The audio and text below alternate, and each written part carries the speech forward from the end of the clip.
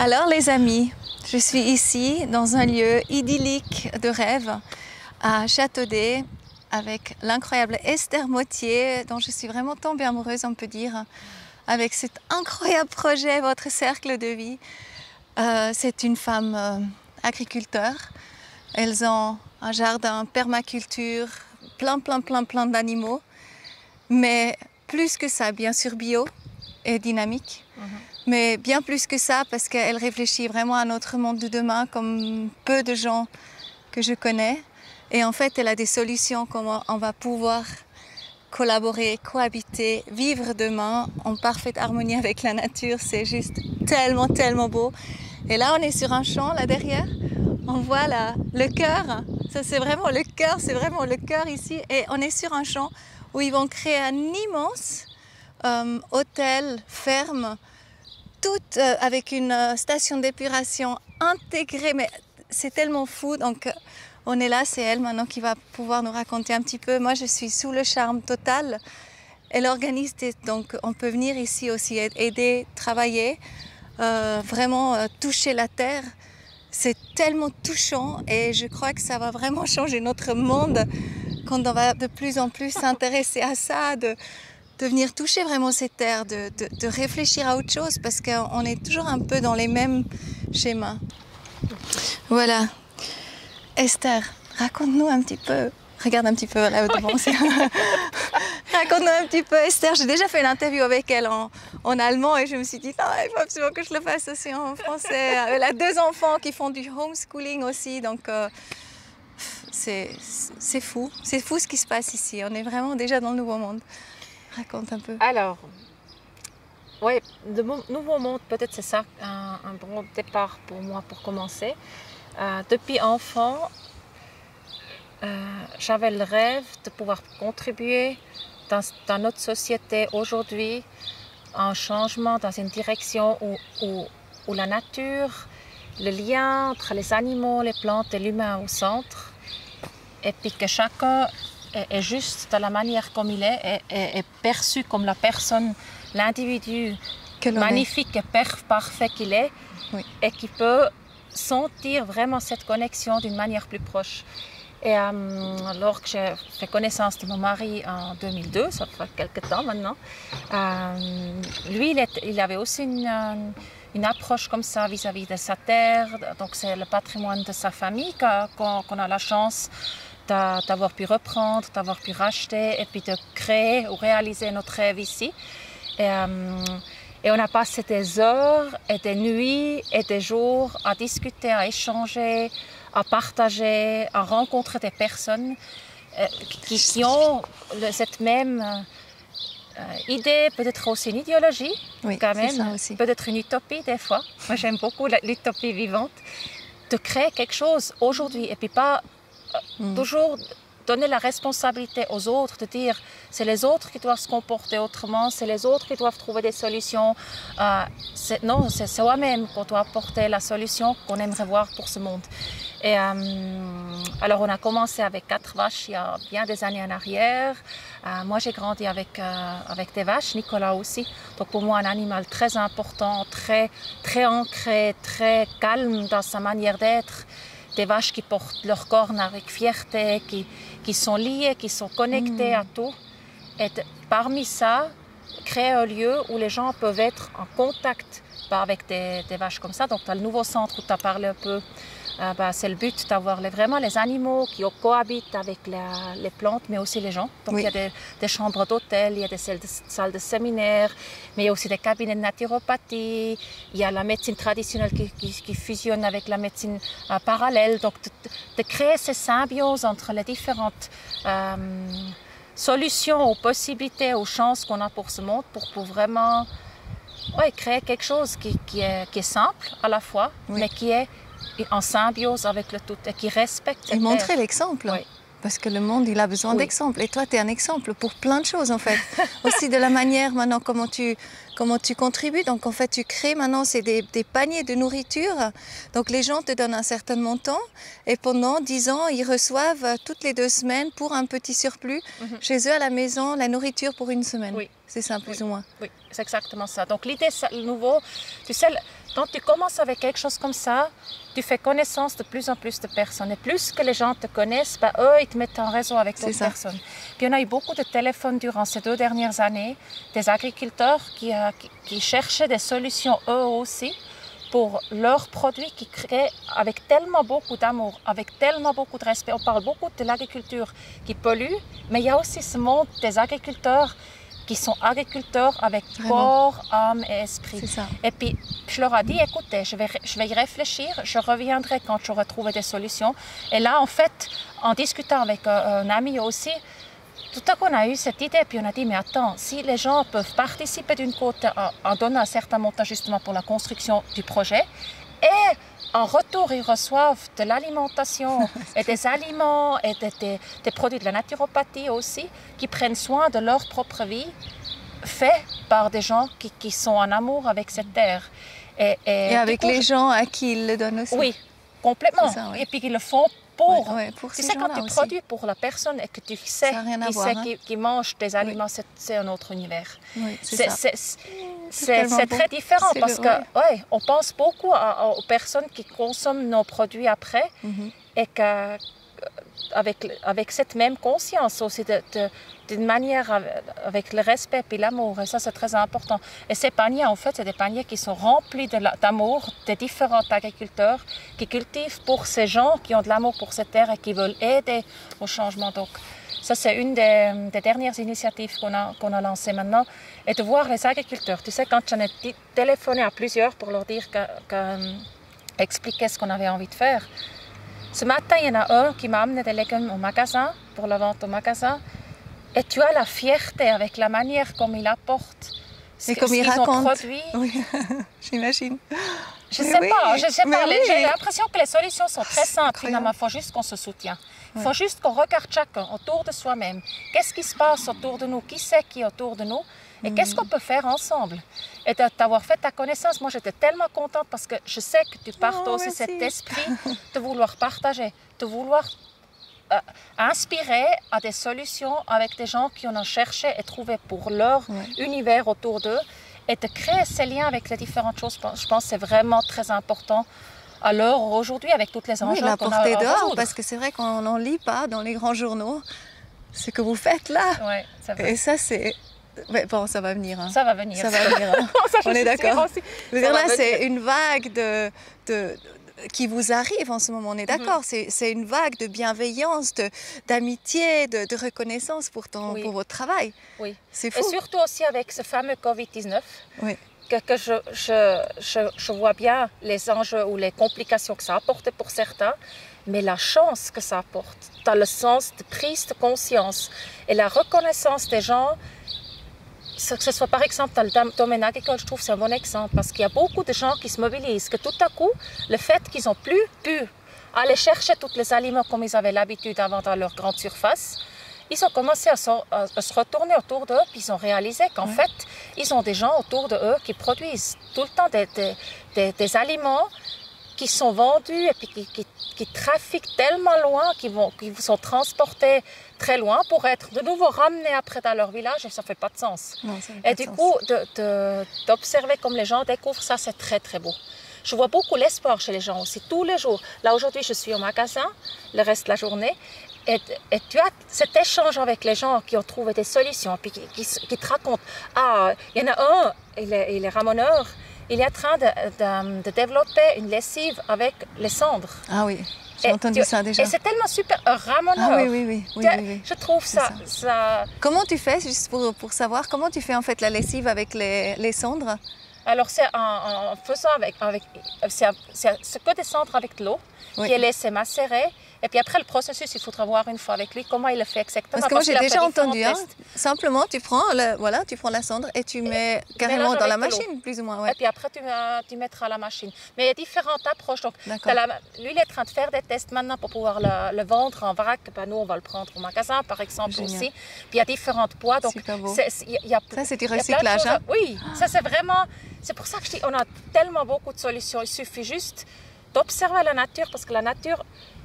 Vraiment, la nature, elle nous montre comment ça fonctionne. Elle a toutes les réponses. Il suffit des fois être un peu dans le silence, peut-être aussi plus dans le respect et dans le lien avec la nature et on trouve des réponses. Le projet avec ce centre qu'on veut créer, c'est une symbiose. Mais ça, vraiment, alors il faut aller voir sur votre cercle de vie. C'est trop compliqué à expliquer. C'est vraiment...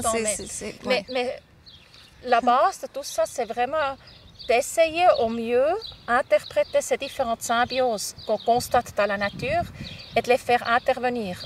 Un exemple, c'est les vaches qui dégagent beaucoup de chaleur, qui chauffent les chambres pour les gens, pour l'hôtel. Donc, la nature, elle fait toujours ça. Donc il suffit Et puis la station d'épuration, donc le caca des gens va être mangé par les vers de terre. Oui. C'est en fait comme un compost avec des vers de terre, si on veut, où on crée un milieu où les vers de terre se plaisent. Et puis après, eux, ils décomposent toute la matière fécale des gens. Et pas juste comme une station d'épuration, elle filtre, une station d'épuration normale, filtre environ 40% des substances qui sont amenées dans la station d'épuration. C'est de loin pas suffisant. Et puis, avec les vers de terre, ils dépassent les 99% des matières, que ce soit... C'est juste incroyable comme ils arrivent à métaboliser tout ça. Et une petite parenthèse, 60% de toute le caca? Non, 60% de tout ce qui est viande sur la Terre, donc les humains, les animaux, les micro-organismes et tout ça, c'est les vers de terre. C'est les vers de terre, oui. Donc, il faut croire qu'ils ont un rôle très important pour cette planète, qui sont aussi nombreux que ça, tu vois. Alors oui, là... Mais qu'est-ce qu'on peut imaginer? Ils créent de l'humus? Ils créent de l'humus après. Que vous pouvez utiliser pour les champs? En fait, la manière... Tu as différents types de vers de terre. Tu as des vers de terre qui vivent sur les champs, par exemple. Et puis eux, ils créent un humus qui amène ou qui rend les déchets végétaux digestes pour que la plante puisse les récupérer. Par contre, tu as aussi des types de vers de terre qui décomposent le caca des gens, par exemple, mais ils le décomposent totalement. Donc, tu as de l'eau et du CO2 qui est créé, puis c'est tout. Donc, on n'enlève rien. Ils recyclent, ils font en fait le contraire de la photosynthèse. Et puis il n'y a rien qui reste. On n'a même pas besoin de chercher. Il n'y a rien qui reste? Non, on n'a rien besoin de chercher. C'est un système qui fonctionne d'une manière complètement autonome.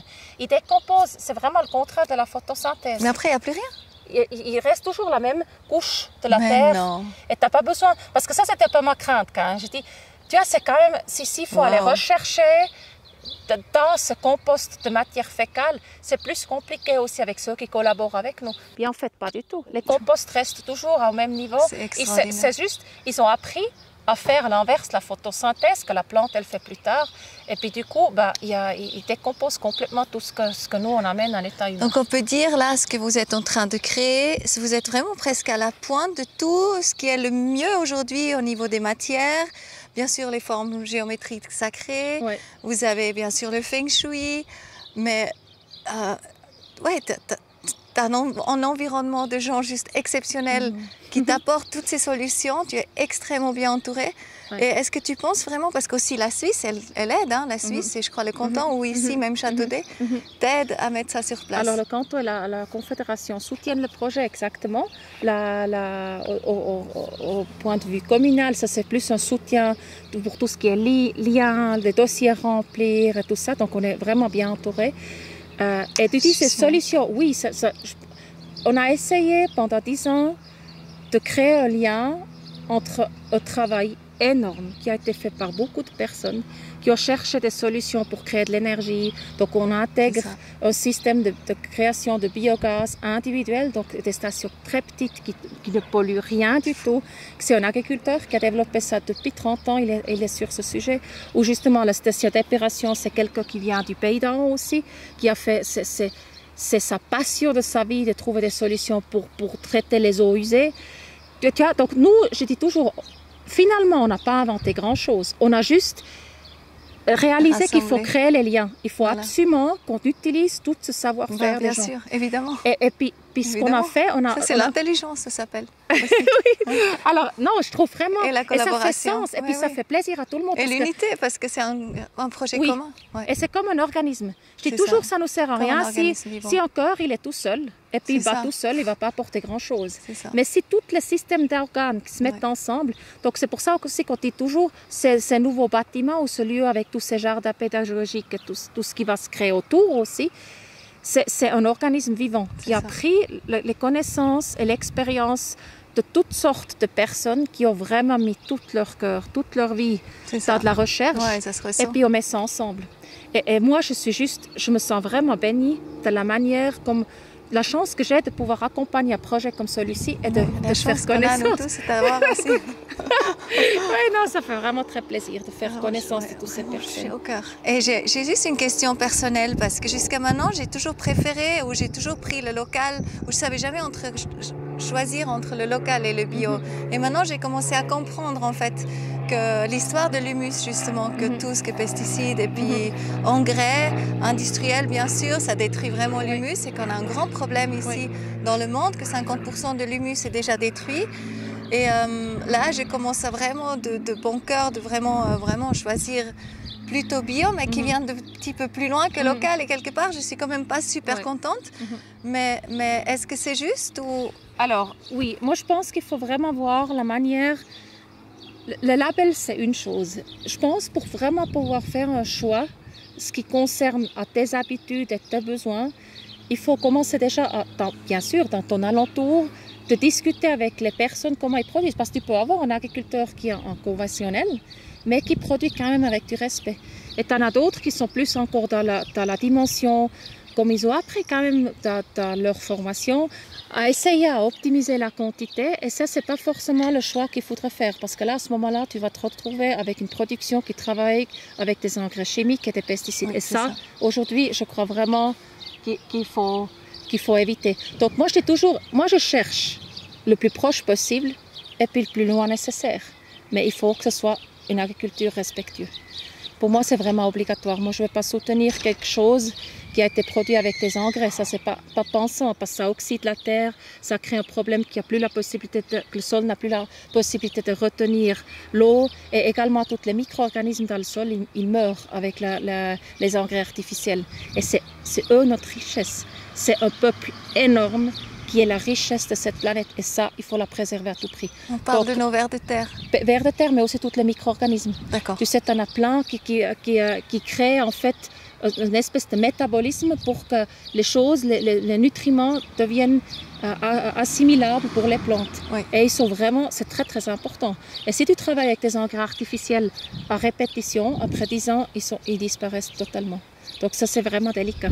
C'est des enjeux qu'il faut prendre en considération, puis que j'espère vraiment qu'on va avoir le courage de soutenir les agriculteurs, d'aller plus en plus dans cette dimension, parce qu'ils ne font pas ça par manque de respect ou par manque de volonté. C'est juste peut-être une compréhension qui n'a pas été réfléchie jusqu'au bout. De dire, OK, ça ne veut pas dire que quand j'ai toujours plus au sujet quantité, que c'est mieux pour la terre et c'est mieux pour les humains parce que c'est ce qu'ils pensent. Mais on pousse le sol à produire beaucoup pendant un très court laps de temps et les sols, après 10 à 15 ans, ils sont infertiles. Mais ça, ce n'est pas visible. Donc, c'est très important que j'invite vraiment chaque consommateur à faire une réflexion vis-à-vis de ça. Poser des bonnes questions sans critique. Il faut pas... Moi, je trouve un peu dommage quand on saute contre certains métiers et puis qu'on se révolte contre eux, puis qu'on est fâché contre eux. C'est nous, le consommateur, qu'on choisit tous les jours, avec la manière comme on consomme. Qu'est-ce qu'on soutient? Qu'est-ce qui va être le futur? Et ça, là, vraiment, on a du pouvoir, on a du potentiel. On le voit avec le Covid-19 de nouveau. Oui. On a une augmentation dans le magasin bio qui est énorme. 30%, j'ai entendu. Ouais. Que les gens... Et puis ça ne va pas être à court terme, hein. C'est des gens qui ont fait un choix, parce qu'ils ont eu du temps à réfléchir. Et qui découvrent, et puis qui prennent goût, puis qui voient qu'il y a des échanges qui sont possibles, et puis qui voient le plaisir d'acheter des aliments dans des petits commerces. Oui. Il y a un lien, il y a quelque chose qui se passe entre humains aussi. Ce n'est pas juste des distributeurs où on a des scanners après pour finir, qu'il n'y a même plus des personnes qui encaissent dans les grandes surfaces. On perd beaucoup de qualité de vie en faisant ça. Et puis ça, il y a beaucoup de gens qui ont réalisé ça et puis qui ont choisi autrement. Ouais. Donc, en très peu de temps, de pouvoir faire des résultats comme ça, quand on discute avec les fournisseurs des magasins bio, c'est du jamais vu. C'est vraiment du jamais vu. Et la branche des magasins détaillés en bio n'allait pas bien avant la crise 19. Covid-19. Hein. Il y a beaucoup de magasins qui ont dû fermer, c'était compliqué. Les gens étaient quand même beaucoup trop attirés encore par la grande distribution, où il y a le côté impersonnel, un impact sur l'alimentation. Si vous avez des aliments qui sont produits pour vous, nous on connaît beaucoup de nos producteurs, on sait qui c'est qui les produit. Et eux, ils savent, on leur parle de nos clients. Donc il y a un lien qui se fait et ça c'est très important. Donc vraiment d'avoir ce courage de trier et de regarder et chacun dans son rythme. Donc de ne pas bouleverser tout son système dans un jour. Ça c'est pas possible. De dire, ok, je dis souvent aux gens, quand il y a les gens qui me demandent, mais c'est où que c'est le plus important? Je leur dis, commencez déjà avec les citrons, les pommes.